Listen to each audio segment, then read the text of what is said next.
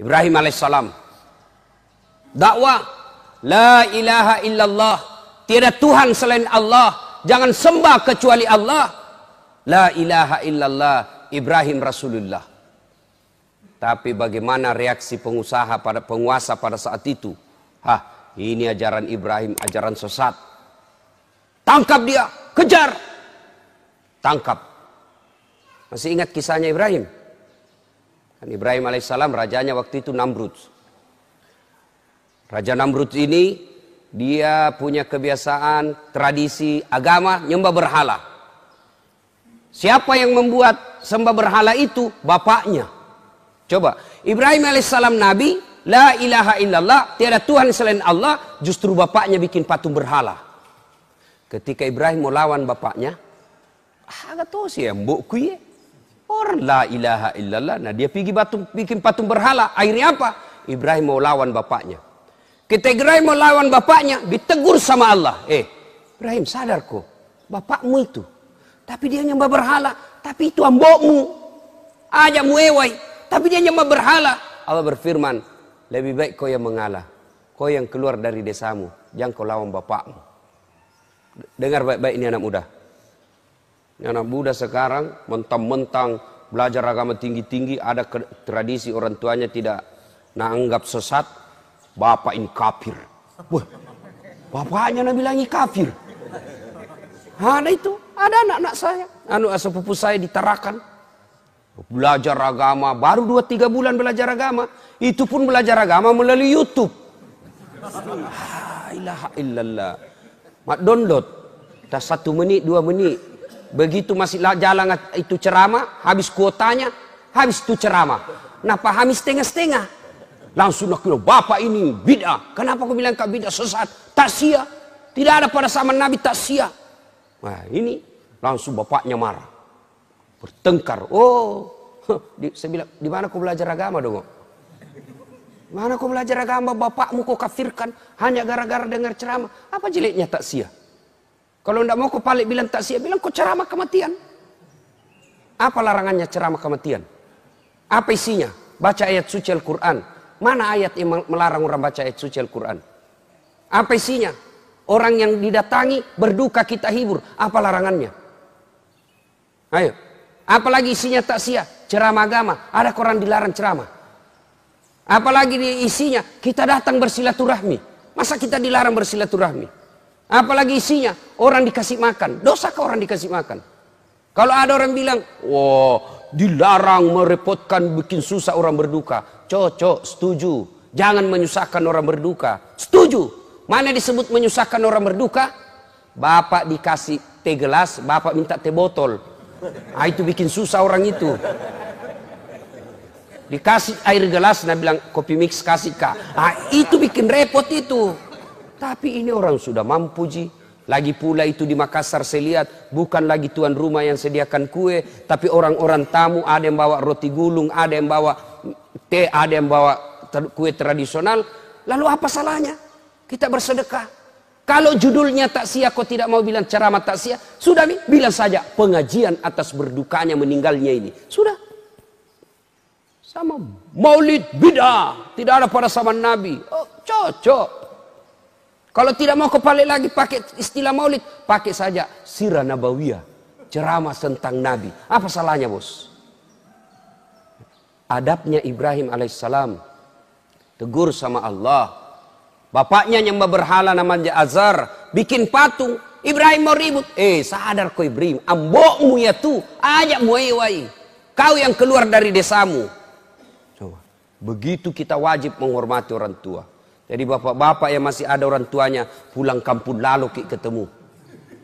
Jangan lagi bilang, masoli ongko soe. La ilaha illallah. Anak pacilakana. Pernah itu hitung-hitung orang tua tak? Pernah itu hitung-hitung orang tua tak waktu tak nak kasih sekolah ki?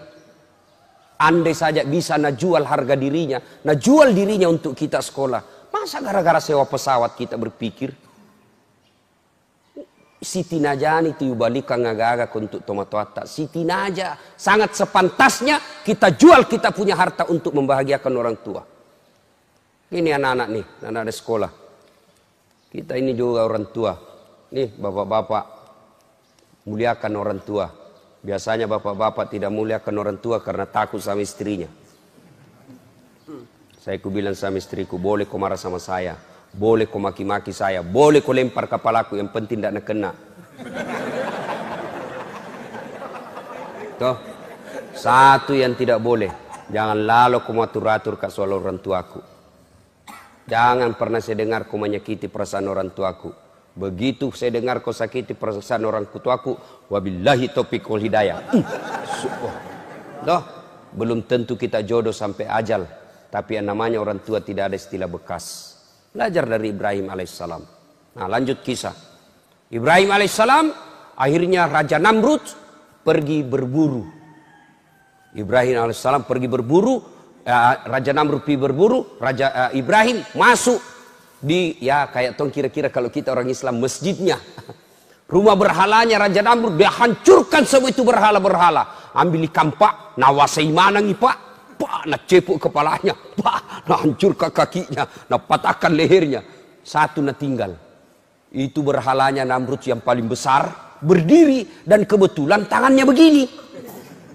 Wah, itu Ibrahim kampaknya nak simpan di tangannya Raja Namrud, naikai. Itu kampak wase, naikai di tangannya. Datang Raja Namrud berburu. Masuk rumah ibadahnya, wih kaget, wih ini gamala yang Tuhan tak kasih, ini gamala yang tak kasih Tuhan. Siapa yang hancurkan Tuhan kita? Siapa yang hancurkan kepalanya? Sebarkan intel. Oh ternyata informasi tahu Ibrahim yang lakukan. Ibrahim sidang, disidang, lalu dinyatakan Ibrahim menurut penelitian dan pemeriksaan kamu yang hancurkan Tuhan kami. Nah bilang Ibrahim, siapa bilang? Bukan saya, kandalakah kalau saya? Tentu dalam hadis tidak ada bilang kandal, dalam cerita tidak ada bilang kandala. Tahu aja enggak? Bukan saya. Apa kata Ibrahim? Bukan saya, ini. Nah ini boleh-boleh tulis namanya ini. Nah bilang bukan saya, ini. Kata ininya, ini menunjuk dirinya, meskipun tangannya menunjuk patung. Bukan saya, ini. Nah ini boleh-boleh tulis namanya ini. Saya itu tulis itu kan perlu bersayap dia kalau berbicara. Kenapa kau terlambat? Tidak terlambat, kau yang cepat datang.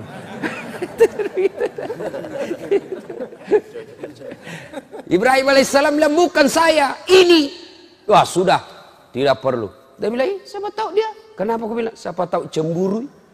Nah dia banyak Tuhannya, saingangi, nah habis ini. Tidak mau kalau banyak saingannya, nah bukan semua. Lah bilang Raja Namrud, Ibrahim gila kok. Semua apa? Mana bisa ini goyang?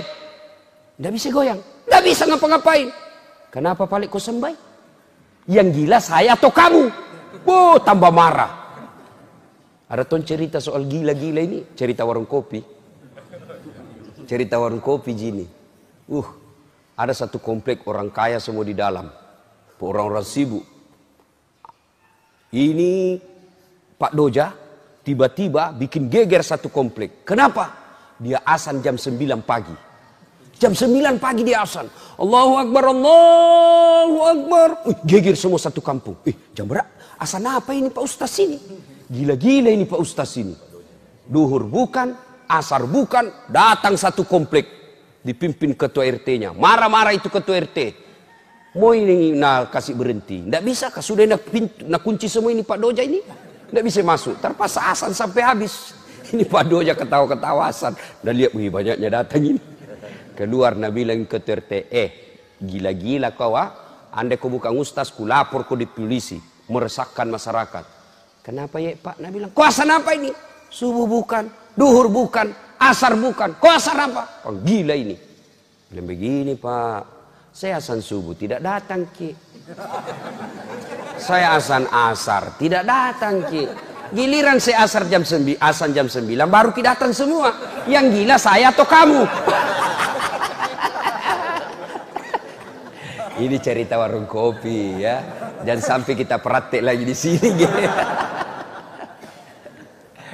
Hai Bapak saudara-saudara sekalian, akhirnya Raja Namrud bikin keputusan hukum. Ibrahim harus dibunuh dan dibakar di lapangan untuk jadi pelajaran buat orang lain supaya dia tidak ulang. Dikumpullah api, menyala besar. Lalu Ibrahim alaihissalam diikat, dilempar masuk ke dalam bara api. Dilemparnya tidak pakai adu tapi dipateki, ketapel. Kan besar sekali tuh api, jadi siapa yang dekat kepanasan? Dipatek Pak, dikasih masuk. Tahu kak patek tuh? Ketapel, tahu? Tuh patek. Waktu dulu SMP patek-patek. Dibikin dari apa itu? Pakai kayu begini, dikasih karet. Baru kita kasih bengkok itu kasih bentuk paku, baru dipatek mangganya orang. Bah! Jatuh, pas jatuh nak kejar yang punya. Masa lalu, tapi sudah meminta maaf. Nah, ibu bapak, saudara-saudara sekalian, dibakarlah Ibrahim dalam api yang sangat besar. Ibu-ibu, bapak-bapak, kalau manusia dibakar dalam api, hidup atau mati? Hidup atau mati? Pasti mati menurut hukum biologi. Tapi kalau Allah yang berkehendak, Ibrahim dibakar dalam api yang sangat besar, tidak mati, malah keluar kedinginan. Al-Quran menjelaskan, Allah perintahkan, kuni api, dingin kau, selamatkan Ibrahim alaihi salam. Dia bilang Quran, dingin dan selamatkan Ibrahim. Andai saja tidak ada kata selamat, membeku Ibrahim. Dingin, selamatkan Ibrahim alaihissalam. Keluar Ibrahim, dibakar. Orang sudah bilang, cipdako, mati nako. Andre pak buatanmu. Apa yang terjadi? Ibrahim keluar dalam bara api, justru kedinginan dia keluar. Coba, tidak masuk di akal. Kalau Allah yang mau, pasti. Jangan coba-coba ini ayat pak. Ada mahasiswaku, nak bilang bohong-bohong ini Pak Ustaz. Kenapa kau bilang kak bohong? Nak bilang, ku coba itu ku kasih ku baca itu ayat, baru ku tes tanganku di atas kompor gas. Kenapa? Dia bilang, halus sih. Ku bilang, bukan ayat yang salah, kau yang dongo. Itu ayat untuk Nabi Ibrahim. Jangan lalu kau coba-coba, hangus kau itu. Nah, tidak masuk akal. Kalau Allah yang berkehendak, pasti terjadi.